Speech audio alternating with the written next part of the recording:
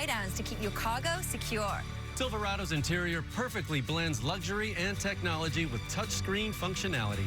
And standard Chevy Safety Assist provides peace of mind on the road.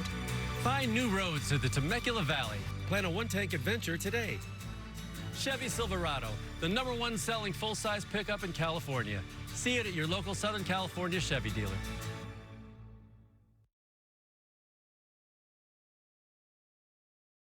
With Fargo, the new virtual assistant from Wells Fargo, you can pick up the tab even when you forget your wallet. I got this. Fargo, send Kaz $145 to Zelle. Smooth. Want faster, easier banking? You can with Wells Fargo. What else can Fargo do? Oh, come on. Fargo lets you do this. Fargo, turn off my debit card. I found it. I found my card. And also this.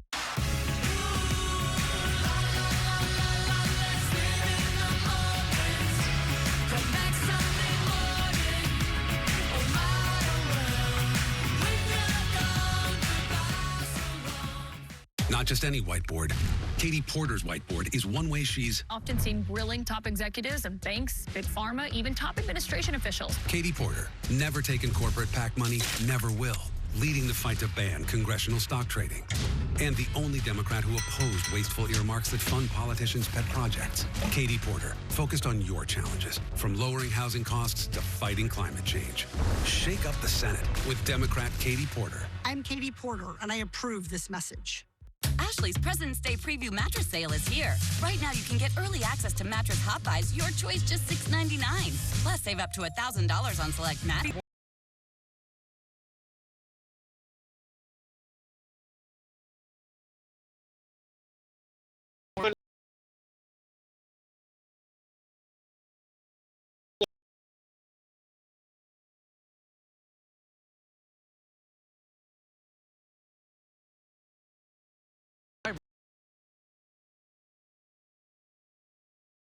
Story about the responsible driving captures a driver doing just the opposite live on TV. The story just ahead. Good morning. I'm Lena Bovian live here in downtown LA. Coming up next, LA City Council member, a disgraced one, will be sentenced today. Jose Cuizar will be in court. Just how long could he face behind bars? That's next. I'm Eric Spielman at LAX. Alaska and United Airlines resumed flying 737 MAX 9 jets for the first time since that terrifying flight out of Portland a few weeks ago.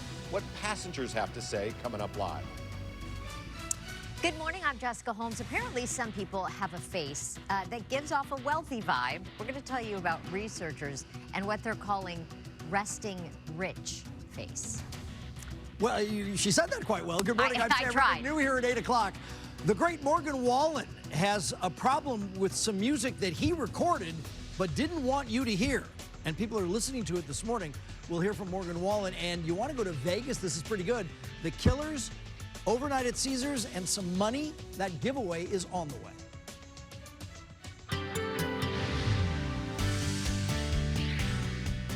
Friday couldn't come soon enough, and here we go. Mostly clear skies, a little bit of fog and haze. The main thing is cold temperatures overnight, but I guess the biggest main thing is the fact that it's warming up all the way through the weekend. 70 for the coastal areas. Downtown Los Angeles today, 71. 49 in the San Fernando Valley. That's where it does get cold under those clear skies, but shooting for a high of 73 and even warmer on Sunday and Monday. 73, Orange County Inland Empire up to 72 and 62 in the high desert. Full details coming up. Ginger in traffic. All right, we have so many things that we have to cover for your drive as well. You let me know what you want to do, Tommy. For now, that 101 freeway, let's take you first to look at this drive on the 101 north or the westbound side. The Ventura portion of that 101 right here at about Lost Hills Road, where they are going with just a stall that's still sitting in lanes. I mean, so far that drive, it doesn't look that bad. We've had a lot of things happening in the same exact spot, and so you just have to be prepared if your plans take you along this stretch of that 101 freeway where things can get a little bit busy. We'll move you over to look into Orange County where the drive has been pretty good. I mean, there are some spots where it's slow, but you know what? A lot of that is normal slowing. Literally just getting on the scene of a fire. Looks like it's a house fire in Walnut Park. Our team in Sky 5 HD, man, you guys got here so fast, spotting that thick plume of smoke from pretty far away. Good morning to you, Mike. Ginger, good morning. LA County Fire on this very quickly here. We understand one person was injured. This is Walnut Park, the 6700 block of Walnut, and it has got traffic jammed up. But we understand one person has been injured. Fire department, of course, calling for a rescue ambulance, making their 360-degree tour around the structure to check for openings and start to ventilate that roof. We can also see firefighters on the roof starting to ventilate there, but lots of smoke in the area. Folks are going to see this, but the fire department is here. They've got the area surrounded, and hopefully keep this to just one structure in Walnut Park. Ginger? Yeah, and you can see obviously residential, so it's not going to be a big factor there. However, it is putting out some quite a bit of smoke. Our team at Sky5 was actually over Exposition Park when they spotted this smoke, so we appreciate you guys getting us that update. We'll continue to follow this developing story and everything else related to your drive. We'll stay on top of all these things. I'll send it back to you guys. A former LA City councilman who pled guilty in a federal corruption case will soon be sentenced. Prosecutors say Jose Huizar accepted cash bribes and gifts in a shakedown scheme. KTLA's Alina Abovian live in downtown LA with the latest on what's happening there. Alina, good morning.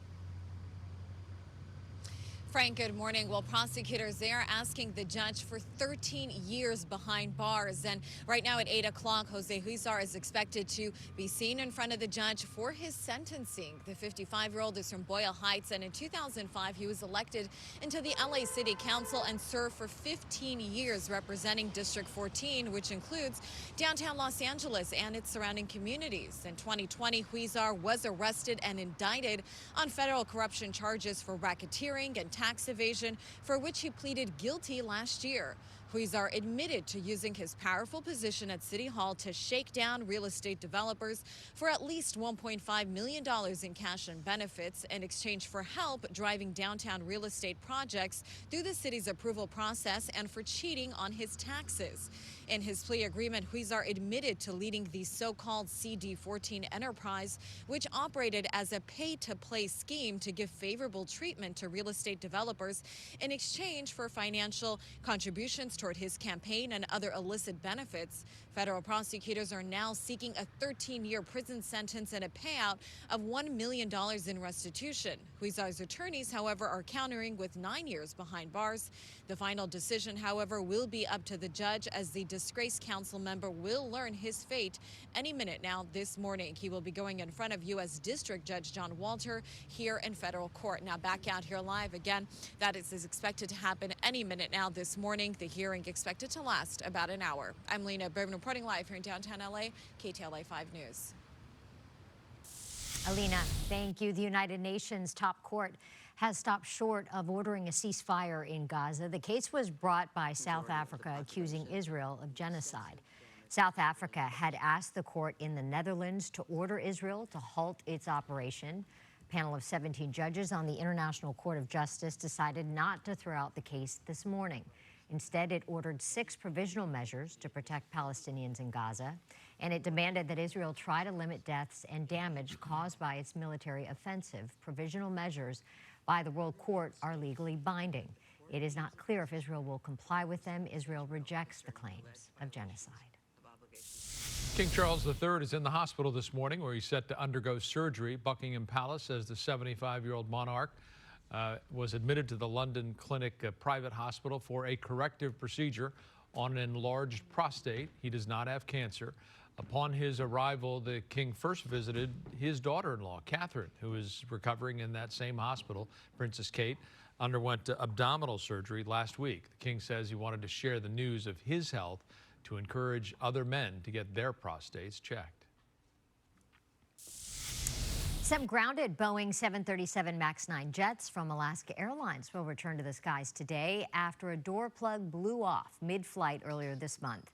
KTLA's Eric Spillman live at LAX with more. Eric, good morning.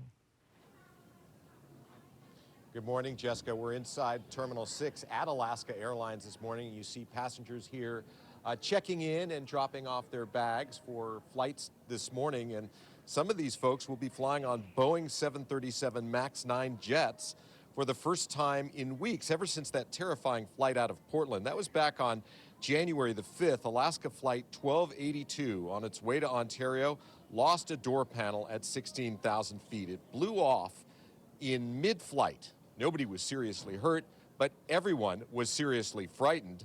Ever since the MAX 9 jets have been grounded, United has 79 of them, Alaska has 65. Inspectors for both airlines found loose hardware on other MAX 9 jets. They also found bolts that needed tightening. This week, the FAA said that if the planes were rigorously checked with special attention paid to bolts and fasteners, and if those panels on the planes were retorqued, well, the planes would be able to, or would be safe enough to fly again. Now, there are some lawmakers in Washington who say it's too soon to put them back into service. They say we should wait until investigators determine exactly why that door panel detached. But the NTSB probe could take 2 years. And one aviation safety expert I spoke to via Zoom this morning says he's confident the jets are safe. If the operators, chiefly Alaska and United, are satisfied that they've remedied any defects that they've found, that should be adequate for both FAA and, frankly, for the Congress and the traveling public.